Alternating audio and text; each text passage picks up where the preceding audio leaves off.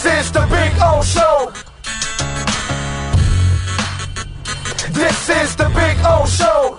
Do at the same time. I just wish the Dolphins had some magic. So let's you've had 24 hours to sleep on it. How bad is the situation for Cam Flo right now? For Camp Flo? Cam Flo. This is the worst coaching I've seen since Cam Cameron. So he is now Cam Flo on the show now. So that's his new nickname, Cam Flo. So how bad are things for Cam Flo right now? One, I will not let you disrespect Brian Flores in that nature, because Cam Cameron was a joke of a coach. He had no business being a head coach. I won't even put him in the same conversation with Flores. Now, I don't think Flores is a great coach. But right now, he looks like Cam Cameron. Right now. Right now, it looks like Cam Cameron, okay? You can't tell me they're practicing great and they're not making any mistakes and they're doing all this in practice, and then in the game, it's like completely polar opposite, because then you're making yourself look like an idiot, because then obviously you don't know what good practices are because you don't have a good feel for your team. That's Cam Flo if I've ever seen Cam Flo. It worked in the second season. I don't even count 2019. You know how I feel about that year. It worked in the second season. It got to 10-6. What was the reason they were 10-6?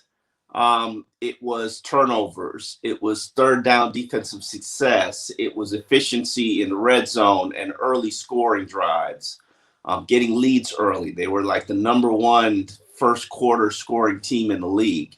A byproduct of efficient quarterback play. You're getting none of that now. What you did get yesterday is you got efficient quarterback play, which is a step in the right direction. It's a starting point. We make excuses for all teams that lose their starting quarterback, and oh gee, wow, even though a backup's supposed to be capable of leading them to victory as well. And backups are important. You need backups at every position. Backups for your top two cornerbacks just played yesterday. We got to give them a little bit of grace for the fact that they didn't play with Tua for a large stretch of games, for a month worth of games. He's back. He looked efficient. He looked good. He looked like he wasn't part of the problem. He made the offensive line better. First no sack performance of the season. Like, he made quick, because he's a quick twitch player. So he made. Listen, I watch quarterbacks. I watch quarterbacks evade pressure and sacks. They do it every Sunday. Everybody has to do it every Sunday. Now we got stuck with Ryan Tannehill, who couldn't do it for 7 years. That doesn't mean that that's the standard. Tua evaded pressure, evaded sacks, got the ball out, kept the offense on schedule, with the exception of his one interception, which I'll throw that into the New England game as well. You take those two interceptions out of his body of work, and clearly you can't take interceptions out of somebody's body of work. And he's probably one of the top-rated quarterbacks in the NFL without those two boneheaded plays, which you're just like, what are you doing? And he's a young player, so you're going to get the WTF moments. But he's not. That happened. By the way, that happens to established quarterbacks, that they have a brain fart in the game once in a while. I mean, it happens. It's not but the idea is, were you the problem yesterday? And no, he was part of the solution yesterday. It's just he doesn't have enough support, man. I'm sorry. No, I don't like that. I've lived on the philosophy, the mantra, the mentality of don't make excuses for mediocre quarterback play. And good quarterbacks make the talent around them better. Didn't he make that offensive line look better yesterday? And we know they're not talented. Oh, but he made quick decisions. He's a quick twitch player. Made Mac look really good. Yeah, because Brissett is not a quick twitch guy. It takes him a little while. He's a little slower motion guy. Whatever. Tua made the offensive line look better. He made Mac Hollins look like an NFL starter. He made Jalen Waddle score 2 touchdowns. He helped Mike Gesicki get his second 100-yard performance. He raised the tide of what's around him. Sure, we could sit here and we could say, hey, let's add more pieces, whatever. Let's get better offensive linemen. But that's the starting point. Now, the question is, can the other players raise their level of play, raise their level of performance? Can the defense get fixed? Can, hey, they held an opponent to under 100 yards rushing for the first time this season last week. Now, right. By the way, one that averages 133. Mm-hmm. So they're actually half decent in the run. So we are taking baby steps, and I know Flores is not going to say that based on the fact that you lost to one of the winless teams in the NFL. You allowed Urban Meyer to release some pressure, but hey, I wrote in last week's column with the Sun Sentinel, you have 10 things that you need to fix, and I'm evaluating how good of a coach you are based on these 10 things. Well, a lot of them, I would say about 4 of them, they actually fixed and addressed in that game, and now didn't produce a win, but there's so many factors why you lost, but at least it's a step in the right direction that things are getting addressed and things are seemingly getting fixed. Well, an example where Tua is not at fault, Gesicki's got to run those 2 routes to the damn first down marker. And that's on Gesicki, not on Tua.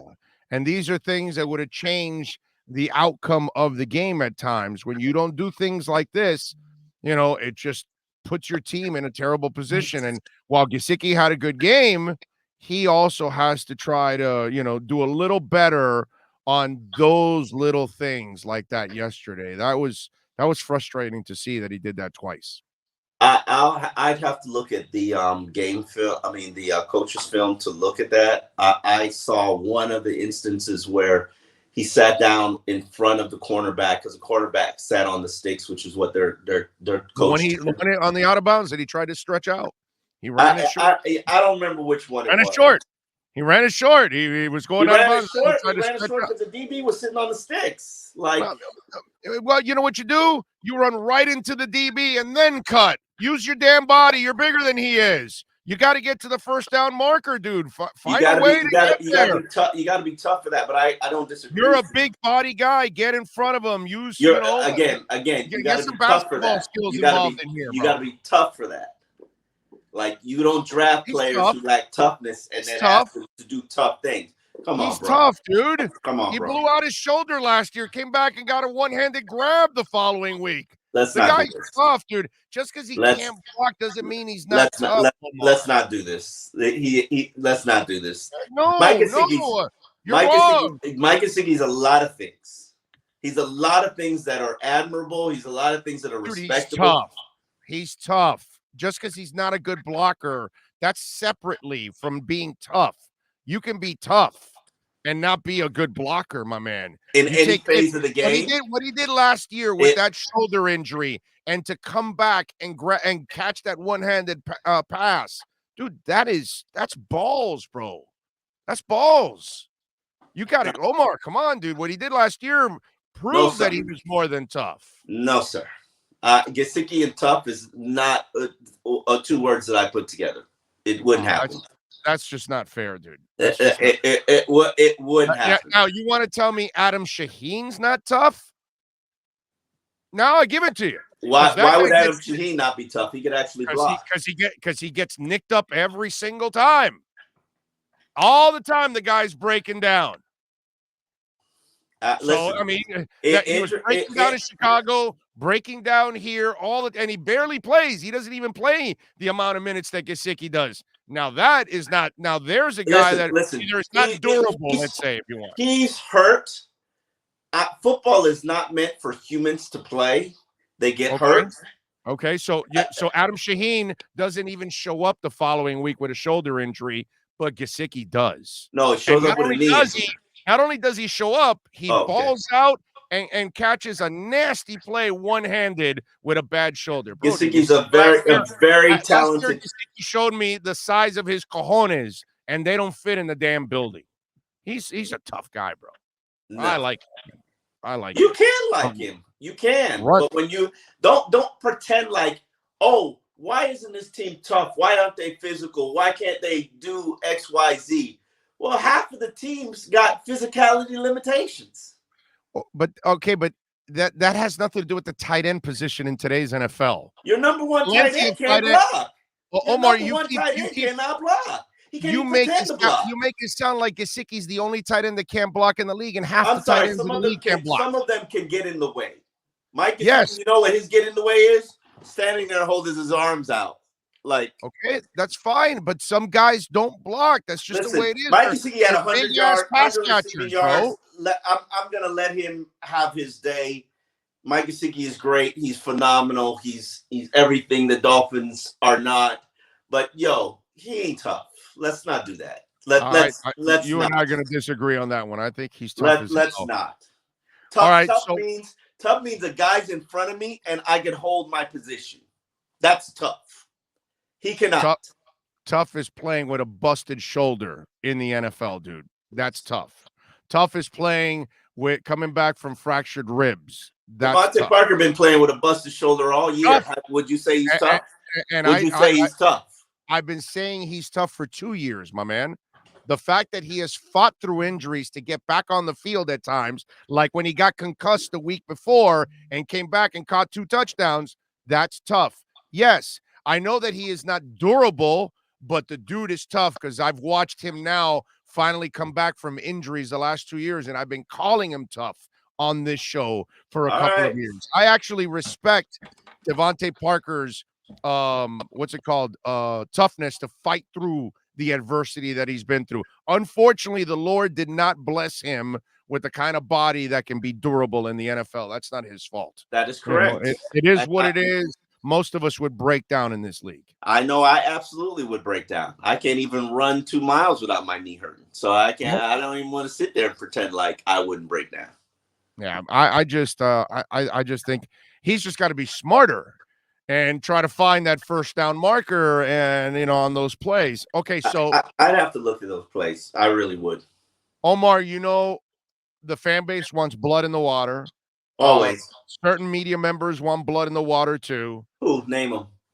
I don't know. Some of them probably are calling for firing, right? I want a name. I want a name. I don't know. You tell me. Nah, I don't know. I haven't gotten any. Do I think somebody should be fired? Yeah. Who? I think somebody should be fired for as an example. I think a message needs to be sent. People aren't taking this seriously enough.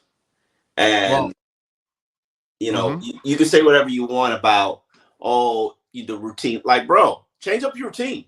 Like, your routine sucks. It's not getting it's not getting the right results. Like, no, I know. So, and they are changing things that they're doing, but like, okay, give you an example. Andrew Van Ginkel. He's there. He's MIA. He's on a milk cart. He had a good season last year, and he's regressed. Okay. Sit his ass down.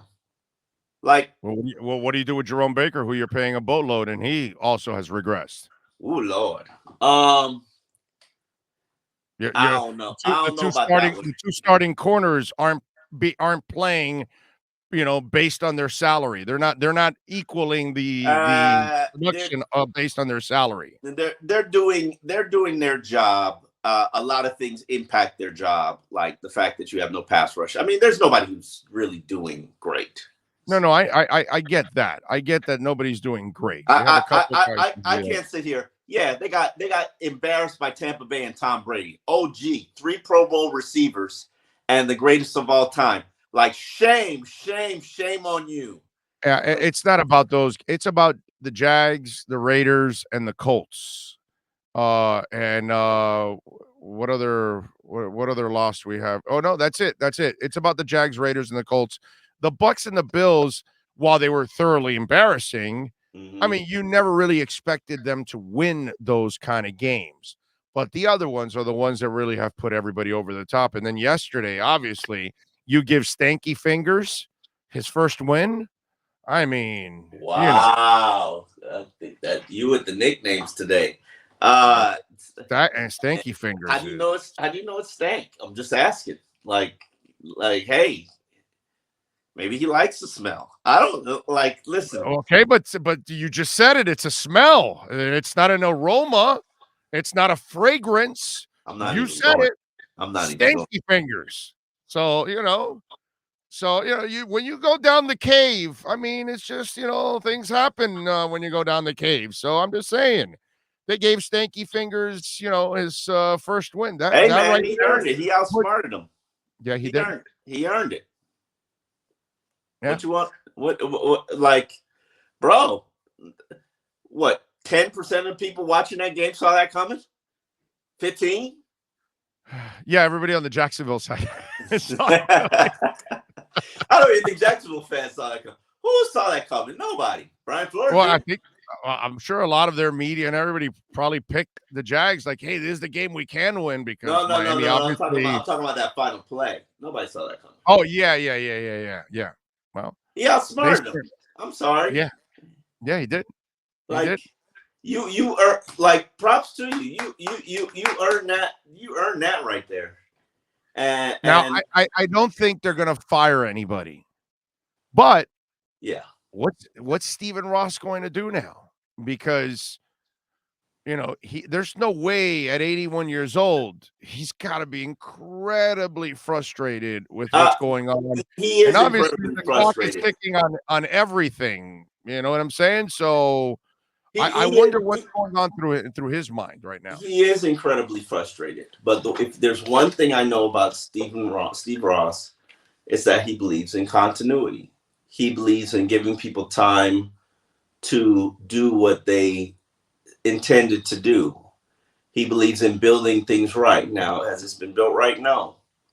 But this is the first time they tried to do it this way. And they ran into a hiccup. Year 1, success. Year 2, success. Year 3, colossal failure. Do you just scrap it all? And that's the $1 million question. And on top of that, like there's an answer sitting there that you for sure will solve every problem. Like any of the answers out there are all gambles too. Exactly. Here's my thing. Pittsburgh Steelers fires Mike Tomlin at the end of the season for whatever reason. I say, Chris Greer, Brian Flores, it was nice knowing you. I know, but that's fantasy, and that'll never happen. No. I'm just saying. I know, but let's get to realistic. There is no shot Mike Tomlin ever gets fired. Stop all this fire talk because Steve Ross is not going to do it. And I can tell you why he's not going to do it. Because he believes in continuity. He believes in giving people an opportunity to fix their mess.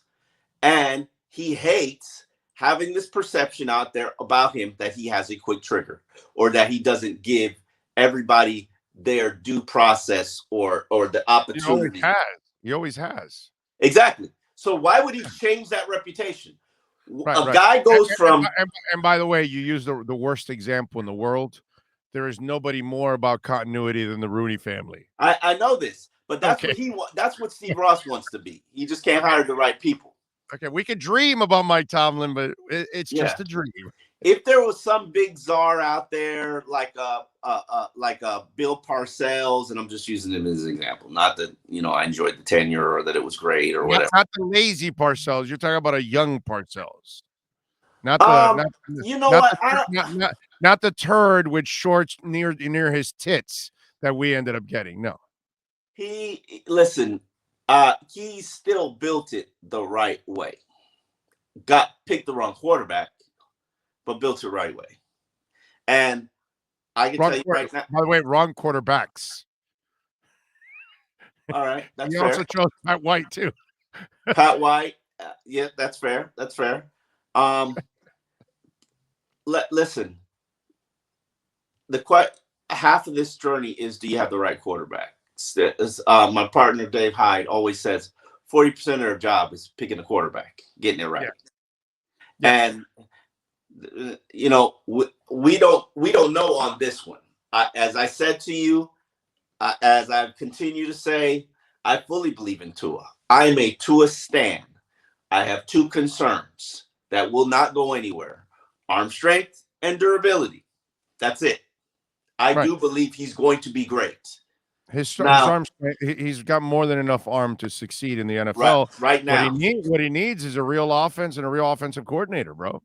That actually has creativity, that he knows you had how one to. Last year and you dumped him because he didn't have great relationship with him. So listen, everybody makes their bed and everybody got to lay in it. And that includes Brian Flores. You chose these offensive coordinators. So is the Cam Flow ego getting in the way? I don't know what that name is. I'm not going to mention Cam Flow ego. Cam, listen. So is the ego getting in the way or not? I would need time to think about that because no, I seriously would. I don't mince my words. Well, I mean, you kind of think about what's going on with the aforementioned offensive coordinator there. He's already changed. He's already acknowledged he was wrong and changed his approach with the offensive coordinators. No, I'm saying no. He was wrong for getting rid of the one he had last year. He probably should have catered to him. I don't think he got rid of him. I think that guy ran away. Okay, but that's what I'm saying. You chased him away in a way because if he told you, "Hey, Tua's not ready yet. We got to keep going with Fitz," but no, I got to get Tua in there. Then But you got to get Tua in there. You do. You did, and his development is better now because you got him in there. So, and while I did not support it at the time, I understand it. And I fully understand where the conviction was. Did it put your team in the best situation to win right then? No. But I think Brian Flores has always shown you. The dude started against the Rams. Yeah. He won that game, though. He won that game. I know he won the game, and he also got slammed. And I was like, "Oh my god!" He won. Break him in half again. Brian Flores has always shown you that he has the franchise's best interest at heart. He does what's in the best interest of the franchise. I can't tell you that's ego. Now, is he a difficult human? Yeah, hell yeah, he's a difficult human. He's an asshole. Let's be real about it. He's an asshole. He's an unlikable asshole. But that doesn't mean you're going to be a bad coach. That doesn't mean that you're driven by ego. Right now, he's a bad coach. Right now, he's Cam. Yeah, right now he's a bad coach because nothing he's doing is working. And say it with me. He's Cam Flow right now. No, I cannot say that. I cannot put not even close. Sean, let's put some effects here on it. I'll put Joe Flow. Cam Flow. Joe Flow. Don't compare him to Cam Cameron. Don't do that. That's not fair. That's not respectable. Can't do that. Well, that guy was a joke. They're not playing respectable right now. All right. Joe Philbin's team. Plenty of Joe Philbin's team didn't play respectable. They lost to a guy whose game plan is trying to find a cave to hide his fingers. They started 0-7, and people like you wanted to crown him because he won 5 games, or really Fitz won 5 games on a team that was supposed to be tanking. And you wanted to crown him. Now all of a sudden, shit ain't working. And I was impressed last year with 10 wins, too. Yeah. So all of a sudden, all of this impressive shit that he does means absolutely nothing because his team sucks. And because he sucks, because he's the one that created this mess. Right? He got rid of Chang Daly, scared him off. He said, no, I've got an experienced O-line coach. Not. I've got experienced offensive coordinators. Not. Hello. Of course, it's a great idea. We go 4 young linemen and a journeyman to protect our injury-prone quarterback. Yeah, we're fine. That's Flo. Listen. They, as an organization, made a couple of bad decisions that have snowballed and led to a horrible start. Teams losing confidence, lost their starting quarterback, offensive lines playing like shit. Wide receivers are hurt every minute. You knew that when you signed them, or when you kept them, or when you extended them. Listen, things aren't going their way, and it's a tough start. The question is, can they dig themselves out of this hole? And I don't believe they can. No, you can't. No, it's a terrible coaching staff. If they're terrible, terrible. it's a terrible coaching staff. It's a terror. Nobody's playing well. Oh, not special teams, not offense, not defense. There's no improvement anywhere. They cannot be reliable anywhere. Same They coaching make staff as last year. they make mistakes on all sides of the ball. There are key penalties every single game.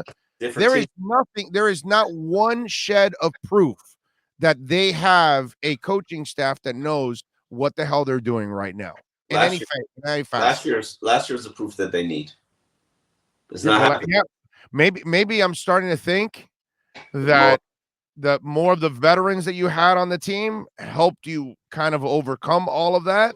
And now that you took out a lot of that experience, including on the coaching staff, because obviously you lost experience in Changeli, this has kind of hurt you in a big time way all over the damn roster. And you don't right now, it's young coaches looking at young coaches going, what do we do? What do we do? And they've never been in these situations, so they don't have any answers. Now it's young players looking at young players going, what do we do? What do we do? And we've never been in this situation. There's a lot of veteran coach on the staff. And there's no veteran coach on the staff. Right. Except the head coach. The head coach is the only real veteran coach. He ain't a veteran. I'm sorry. I mean, he's not a veteran head coach, but he's a veteran coach that he's been around for a long time. No, sir. You ain't got no braids in that beard. You ain't done nothing.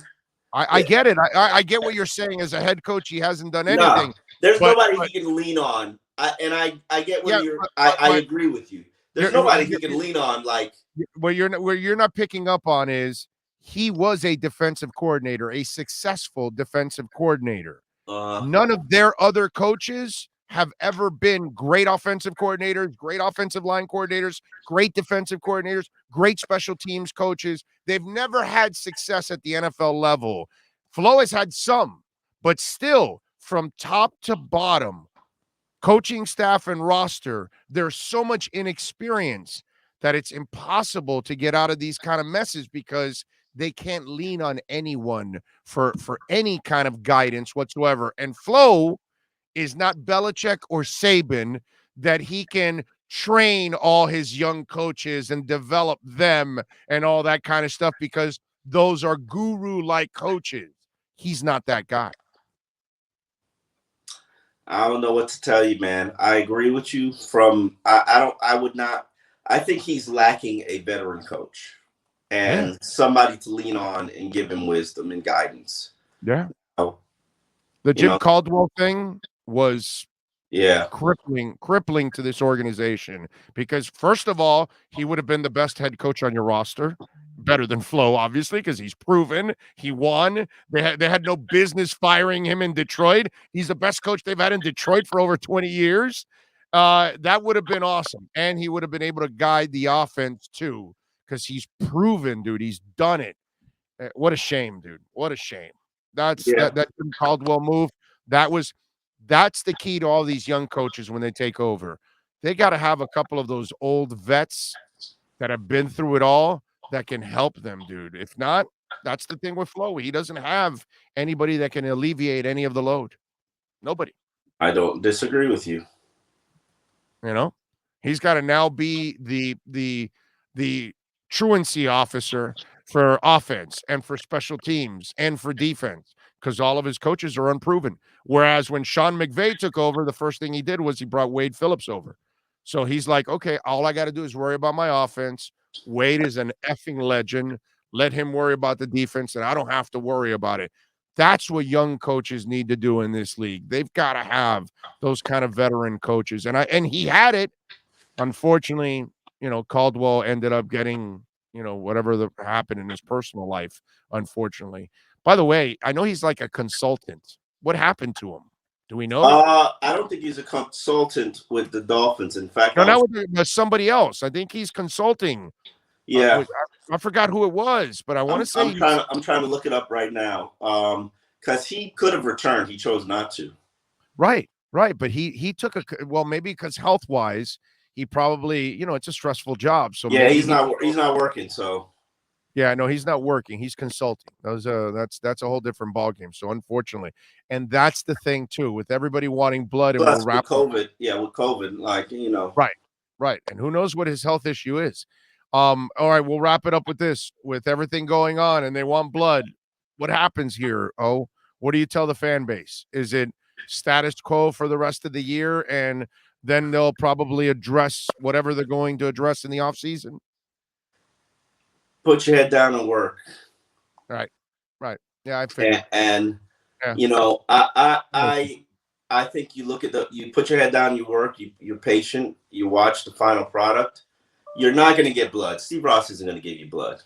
No, I agree. That's not how he rolls. That's not how he operates. No, what you might get is everything that Chris Greer has done in one off season or in 3 seasons being a failure will cost him his job.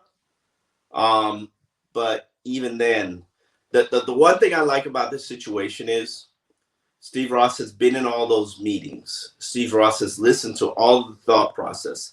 Steve Ross has read the draft reports. Steve Ross has been there when people were advocating for who. Steve Ross has heard how much you want to pay this player because he's going to fill this void. Steve Ross has heard how much Jalen Waddle is going to impact this offense directly. Steve Ross has heard it. Steve Ross has heard why we want to trade our draft pick and not the 49ers draft pick to the Eagles.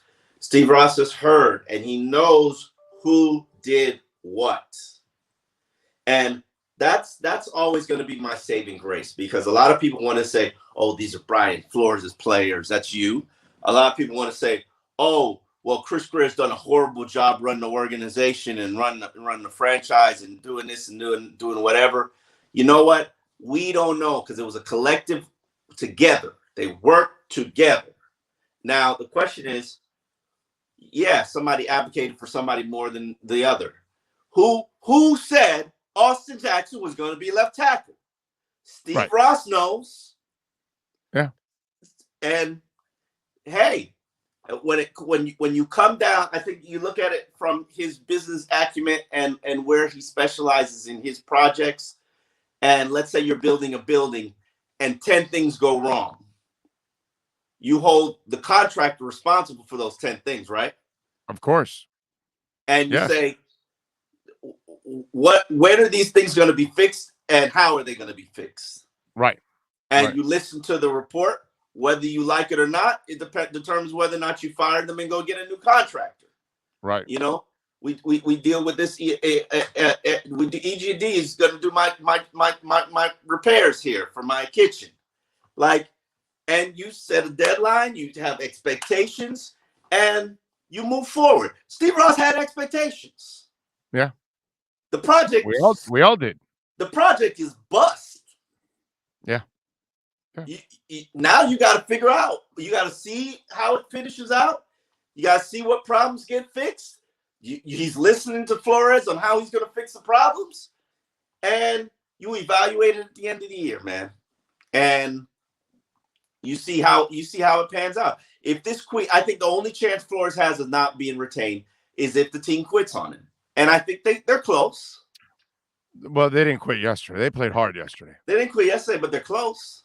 They're incompetent, but they're not right now. I'm not seeing a quitting team. That I can. They're not quitting. They're not quitting, but I can tell you they're close. They don't believe. Yeah, they haven't quit, but yeah, they're. We'll see. I mean, I don't know. But you know what? When you don't have a belief in the things that your organization, like, how do you get outsmarted on the last play of the game? That's your job. Right, and those are the things that end up. Yeah, that's how you lose your team. That's how you lose your team. Right. Those are the things that if they continue to mount, then I'm with you that you'll eventually lose your team. But yesterday he didn't have a team. No. I'm not saying that I'm not saying that they quit on him. I'm not saying that they're going to quit on him. Like, to me, you got to play more than Mac Hollinses. You got to play the guys that are going to run through a wall for you and set the tone. Who's out there setting the tone for this team? I've been wanting Mac Hollins on the field for a while. I want Kirk Merritt on the field. Okay. Yeah, no, you've gone too far there. If you're going to give Albert Wilson time, give me Kirk Merritt instead of Albert Wilson. Here we go with the Albert Wilson slander. Listen, think about it. Just who out there is setting the tone for the Brian Flores team? Who looks like they're playing for Brian Flores? That's what I'm saying. Get me Kirk Merritt to set the tone. I can't. I just can't. Jakeem Grant had a good day returning yesterday for Chicago. Where? Yeah. What did he do? A couple returns. You can go check it out.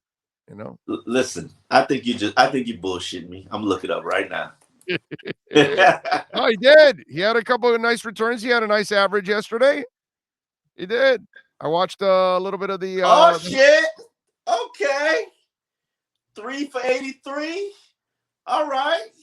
Okay. Mm-hmm. All right. Okay. Look at your team. Coaching. Whatever. There was nobody. Listen. Coaching. Whatever. Maybe they got a better special teams unit in Chicago. I saw him return a kickoff yesterday. Okay. I was like, they don't return kickoffs. Well, once in a while, if it lands and you're able to return it, he returned it to like the 30-something. Jalen Waddle returned a kickoff. Yeah, that's what I'm saying. It happens. I know it's not as common as it used to be, but every once in a while it happens and you return one. So I'm just saying, I saw it yesterday. I go, let me go see how my boy's doing. And he actually had a good day yesterday. So, I root for him. He's a good kid, man. I hope he does well. I can't say he's a good kid. He's a nice kid. Right, he's a good kid. There's nothing wrong with him. He's not a bad dude. You know what I'm saying? Whatever. You're brutal. By the way, folks, smash the hell out of the like button there. You can catch Omar Kelly a couple times a week here with our EJDconstruction.com. The team has 2 catches on the season for -7 yards. Yeah. No. I'm not defending him as a wide receiver. Just use him on special teams. That's all I say. Yeah. Weapon on special teams. So watch him do well there. It's just so Dolphins. I'm just saying. It's just one of those things. I saw Caleb Ballage playing for Pittsburgh. I was like, what the bleep? Yeah, he's still in the NFL. Yeah. He's still in the NFL. Yeah. Just because they're trash for you doesn't mean they're trash for everybody. Yeah, no. Sometimes people will find a spot for them. Just the way it is. By the way, you're too young, but you could go back and check out the highlights. Noah Igbenogany is Paul Langford. Okay? That's it. That's all I got to tell you. Same exact dude. Exceptional athlete. Can hang and run with anybody because he runs like a deer. He'll just never find the football. He is Paul Langford if I've ever seen Paul Langford, bro. I'm telling you. It's crazy. Paul Langford doesn't even come up as a football player. I know. Yeah, well, no, it's Langford. Langford. That's what I got. Langford. Okay. Okay. All right. Miami Dolphins. There can't be any highlights or lowlights. He does have one highlight. I'll give him credit. Kansas City playoff game, the new stadium. He knocks down the ball in the back of the end zone. That was the only play Paul Langford ever made in his career. Number 44, I believe. I'm correct. 44 in your heart. 44 in your heart. You're not even going to find lowlights on him. As always, you're a stud. We will catch you later on in the week, my friend. Thank you. All right. Talk to you later. You got it. There you go. Omar Kelly.